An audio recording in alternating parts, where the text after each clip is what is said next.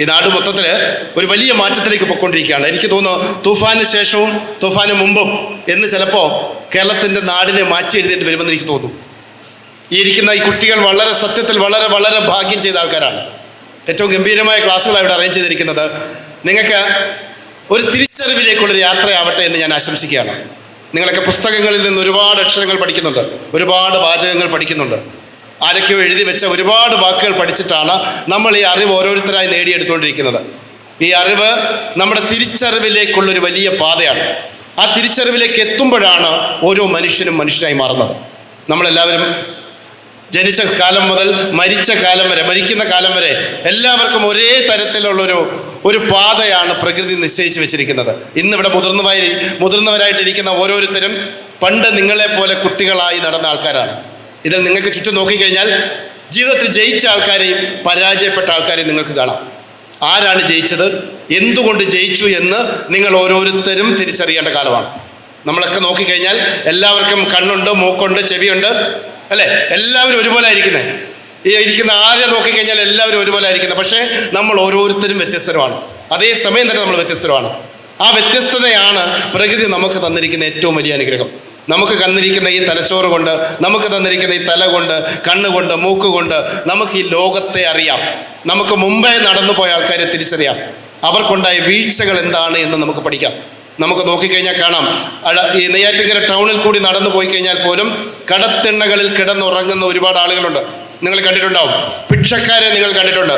ഇവരെന്തുകൊണ്ട് കടത്തിണ്ണയിലേക്ക് എത്തി, എന്തുകൊണ്ട് ഭിക്ഷക്കാരായി മാറ്റപ്പെട്ടു എന്ന് ഒന്ന് അനലൈസ് ചെയ്ത് കഴിഞ്ഞാൽ നമുക്ക് മനസ്സിലാകും, ജീവിതത്തെപ്പറ്റി ഒരു ലക്ഷ്യബോധവുമില്ലാതെ ലഹരിക്ക് അടിമപ്പെട്ട്, കഞ്ചാവിനും മയക്കുമരുന്നും അടിമപ്പെട്ട് ജീവിതം നശിച്ചു പോയ ആൾക്കാരാണ് ഈ കടത്തിണ്ണകളിൽ ഉറങ്ങുന്നത്.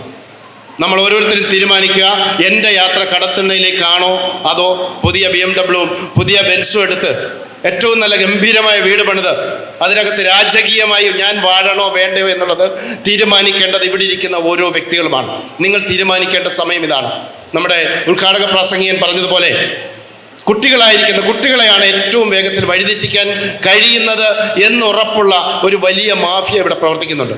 നിങ്ങൾക്കറിയാം, ഇവിടെ കഞ്ചാവ് വിൽപ്പന നടത്തുന്ന ഒരാൾക്ക് ഈ നിങ്ങളെയൊക്കെ സുഖിപ്പിച്ച് സന്തോഷിപ്പിച്ച് നടത്തണമെന്നുള്ള ആഗ്രഹം കൊണ്ട് ചെയ്യുന്നതല്ല. അവൻ കഴിഞ്ഞ പ്രാവശ്യം പിടിക്കപ്പെട്ട കേസിൽ ഇപ്രാവശ്യം ജാമ്യം എടുക്കണമെങ്കിൽ കുറച്ചുകൂടെ കഞ്ചാവ് വിറ്റാലേ പറ്റുള്ളൂ. അവന് വക്കീലിന് ഫീസ് കൊടുക്കണം, അവൻ്റെ കുടുംബം, അവൻ ജയിലിൽ പോകുന്ന സമയത്ത് കുടുംബത്തുണ്ടായ ബാധ്യത തീർക്കണം, അവന് കൂടുതൽ വിൽക്കേണ്ടിയിരിക്കുന്നു. ഇതിൻ്റെ അടുത്ത സ്റ്റെപ്പിലേക്ക് പോയി കഴിഞ്ഞാൽ അവർക്ക് കൂടുതൽ വലിയ സ്വപ്നങ്ങളാണ്. അവരുടെ സ്വപ്നങ്ങളൊക്കെ ഈ നാടിനെ വിറ്റുകൊണ്ട്, നിങ്ങളുടെ ഓരോരുത്തരുടെയും ബുദ്ധിയെ മരവിപ്പിച്ചുകൊണ്ട് അവൻ്റെ സ്വപ്നങ്ങൾ നേടിയെടുക്കുകയാണ്. നിങ്ങളാണ് തീരുമാനിക്കേണ്ടത്, ഞാൻ ഇതിനകത്ത് വീണു പോകണമോ വേണ്ടയോ എന്നുള്ളത്. ഇവിടെ നിൽക്കുന്ന 10 ക്ലാസ് കേട്ടെന്ന് പറഞ്ഞാലോ, ഇവിടെ ഇരിക്കുന്ന എല്ലാവരും ഉപദേശിച്ചെന്ന് പറഞ്ഞു കഴിഞ്ഞാലോ നിങ്ങൾക്ക് മാറ്റം ഉണ്ടാവില്ല. ഞാൻ ഉറപ്പ് പറയുന്നു. നിങ്ങൾക്ക് വേണ്ടത് തിരിച്ചറിവാണ്.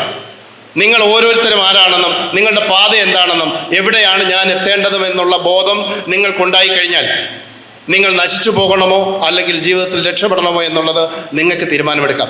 ഇവിടെ ഇരിക്കുന്ന ആർക്കും നിങ്ങൾക്ക് ഒന്ന് കൈപിടിച്ച് തരാൻ കഴിയുമെന്നുള്ളതിനപ്പുറം നിങ്ങളെ ആരെയും അതിനകത്ത് പിടിച്ചെത്തിക്കാൻ കഴിയില്ല.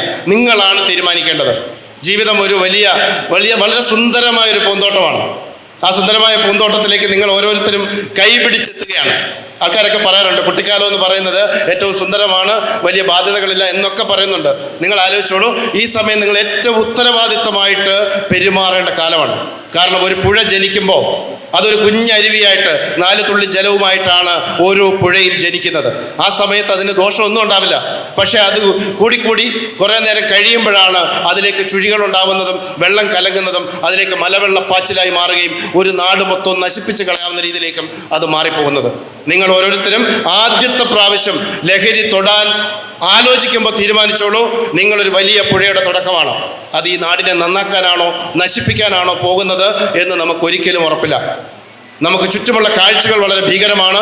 ലഹരി ഉപയോഗിച്ച ആൾക്കാർ പലപ്പോഴും അവൻ്റെ അച്ഛനെ വെട്ടിക്കൊന്നിട്ടുണ്ട്, അവൻ്റെ അമ്മയെ വെട്ടിക്കൊന്നുണ്ട്, അവൻ്റെ അമ്മയുടെ കെട്ടുതാലി പറിച്ചുകൊണ്ട് പോയിട്ടുണ്ട്. ഈ നാടിനാകെ പ്രശ്നം ഉണ്ടാക്കിയിട്ടുണ്ട്.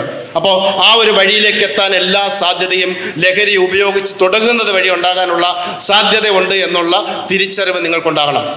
ആ തിരിച്ചറിവിൽ നിന്നാണ് ഈ ഭൂമി ഇനി മുമ്പോട്ട് പോകേണ്ടത്. ഈ ഗംഭീരമായൊരു തുടക്കമാണ്. ഈ തുടക്കം വളരെ ആ തൂഫാൻ ഈ നാട്ടിലാകെ ആഞ്ഞു വീശട്ടെ. ലഹരി എന്ന് പറയുന്ന സാധനം നമ്മുടെ നാട്ടിൽ നിന്ന് പൂർണ്ണമായിട്ട് ഒഴിവാകാനെ കൊണ്ട് ഏറ്റവും നല്ലൊരു ചവിട്ടുപാടിയാകട്ടെ എന്ന് ആഗ്രഹിക്കുകയാണ്.